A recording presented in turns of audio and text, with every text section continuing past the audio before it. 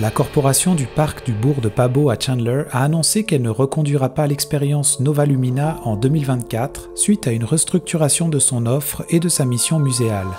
Nova Lumina a été un succès pendant 8 saisons estivales, attirant de nombreux visiteurs et renforçant le récréotourisme dans la région de la Gaspésie. La corporation souhaite désormais mettre l'accent sur la protection et la mise en valeur du patrimoine archéologique et historique. Un nouveau parcours d'interprétation historique remplacera Nova Lumina en 2024 dans le but de répondre aux attentes du ministère de la Culture et des Communications. Donc, effectivement, là, il y a 8 ans, en fait, en 2016, c'est sûr que les démarches ont commencé un petit peu avant 2016. C'est la Corporation de développement économique du territoire du Rocher-Percé qui a créé Nova Lumina à l'époque. En fait, c'était l'organisme qui portait le projet, qui l'a créé, qui l'a mené à terme, puis qui l'a opéré jusqu'en 2018. Une fois, en 2018, là, une fois le projet bien établi, puis stable, en fait, étant donné que les installations se trouvaient sur le territoire du parc du Bourg de Pabeau, à ce moment-là, il y a eu un transfert d'activité. Donc, c'est le Bourg de Pabeau qui a fait l'acquisition de Nova Lumina pour en assurer la gestion. Il y a eu une fusion finalement entre les deux organisations, si on veut. À ce moment-là, à partir de 2018, c'est le Bourg qui a géré en fait l'activité Nova Lumina, qui l'a bonifié, puis qui s'est assuré que tout se déroule bien là, pour les années suivantes là, jusqu'à aujourd'hui en 2023. Puis comment vous avez fait pour choisir ce thème ou ce type de présentation d'expérience immersive? En fait, Nova Lumina, là, c'est comment je pourrais dire, un projet avec des droits d'auteur, si on veut, là, au niveau de Moment Factory. Donc, c'est vraiment tout Moment Factory qui a développé l'installation, le projet, la thématique, les contenus, les technologies aussi qui étaient utilisées, là. Donc, c'est pour ça qu'en tant que telle, la branche Lumina appartient à Moment Factory, alors que la gestion de l'activité et les équipements, eux, appartiennent au Bourg de Pabeau. D'accord. Puis est-ce que je voyais que c'était un contrat qui a été renouvelé, qu'au début c'était comme pour 5 ans. Est-ce que ça veut dire que c'est ce genre de projet a une durée de vie limitée, puis c'est voué justement à s'arrêter à un moment donné ou à changer? C'est certain que des projets d'envergure technologique comme ça, à mon avis, ont effectivement une durée limitée. C'est normal. En fait, tout projet ou toute activité a une durée limitée de vie dans le temps. Tout dépend de comment évolue le contexte dans lequel ça se trouve. Certains projets Lumina durent depuis plus longtemps. Donc, Foresta Lumina, par exemple, en sont à leur 10e année. Ils ont un contexte qui est totalement différent. Ils ont un marché de proximité qui est vraiment important. Ils sont situés à Quaticook, proche de la frontière des États-Unis, proche du Grand Bassin montréalais aussi. Au niveau des heures d'ensoleillement, c'est différent aussi. Puis de la période d'ouverture, là, l'hiver arrive plus tard en Estrie ici. Donc, c'est sûr qu'ils n'ont pas les mêmes enjeux que nous. Puis, on a certains spectacles Lumina, notamment, qui ont fermé plus tôt aussi, comme Anima Lumina au Saguenay ou encore un autre à Toronto. Donc, il y en a déjà qui se sont éteints après un laps de temps plus court, d'autres qui perdurent. Ça dépend vraiment du contexte dans lequel ça évolue, je crois. De notre côté, au niveau de Chandler, au niveau du parc du Bois-de-Pabeau, un Nova Lumina, après 8 ans, aurait fait son temps. Pour nous, il est temps de se renouveler, de se repositionner, d'arriver avec quelque chose de nouveau entièrement pour les visiteurs. Puis c'est ça, les projets sont en développement actuellement, puis devraient nous amener un petit peu ailleurs, mais ça risque d'être quelque chose de très, très plaisant aussi. Il faut juste accepter que certaines choses ont une fin, puis d'autres voient le jour par la suite, là. Donc, est-ce qu'on peut dire qu'il y a eu, au niveau des retombées économiques, sociales et même humaines avec ce projet-là, ça a été positif? Les retombées en fait, pour la municipalité de Chandler, puis aussi pour la MRC du Rocher-Percé, ont été énormes, en fait. Ça a impliqué beaucoup, beaucoup de retombées. Ça l'a mis Chandler, ça l'a positionné Chandler sur la carte récréo-touristique. Donc, Chandler qui était plus un arrêt, qui n'était pas un arrêt, qui était un endroit où est-ce qu'on passait. Maintenant, on s'y arrête. Euh, Pour dire aussi que les retombées pour les commerces, on a vu la rue commerciale se revitaliser à la suite de la création de Noval-Lumina en 2016. Donc, dans les dernières années, là, c'est certain qu'en termes de retombées, pour la municipalité, ça a été important, aussi en termes d'emploi. Demeure que ces retombées-là vont demeurer avec les activités qu'on a actuellement au bout et qu'on va avoir éventuellement également.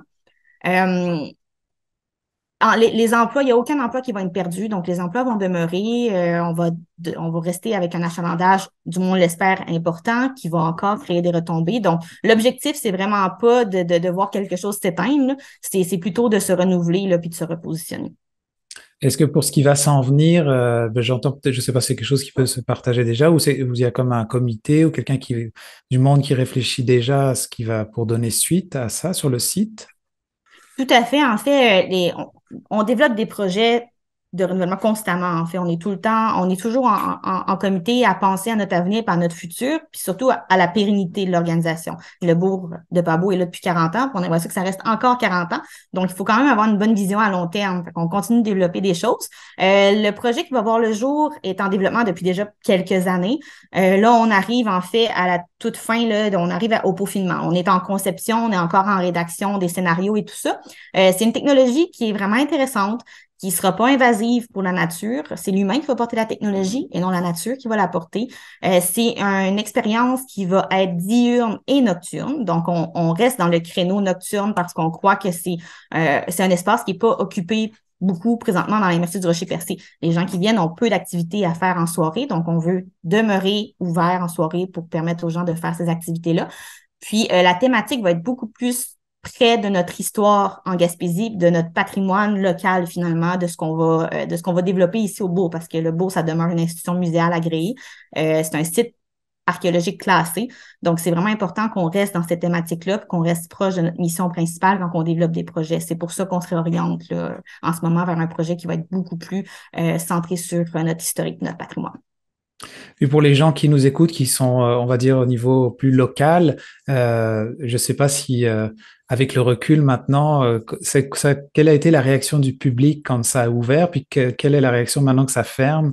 Et c'est un peu pour comprendre un peu si toi, tu arrives à tâter le pouls un petit peu de ce qui se au niveau des gens. Les réactions, en fait, à l'ouverture et à la fermeture sont mitigées, à mon avis. À l'ouverture, l'été, parce qu'on est tout le temps, on a souvent un frein à la nouveauté. Donc, les gens ont peur de voir les choses changer ou leur paysage changer quand on installe des nouvelles activités. Donc, je suis certaine qu'à l'époque où Nova Lumina s'est installée, c'est ce qui est arrivé. J'étais pas là à l'époque, mais il devait y avoir une certaine partie de la population qui avait un frein, d'autres qui étaient très heureux de voir des choses se développer à Chandler. Les gens ont appris à vraiment apprécier l'activité à travers les années. Il y avait un gros sentiment d'appartenance et d'attachement de Lumina. Ce qu'on voit là, en fait, en mentionnant que ça ne sera pas renouvelé, les gens, effectivement, nous disent « Ah, c'est dommage, on aimait vraiment ça. » On a vu des gens nous dire « C'est plate, j'aurais aimé que mes enfants voient ça. » Puis ils le verront pas parce que c'est ça, ça va fermer avant qu'ils puissent être assez vieux pour le faire. On a des employés aussi qui étaient très, très attachés à ça, des partenaires.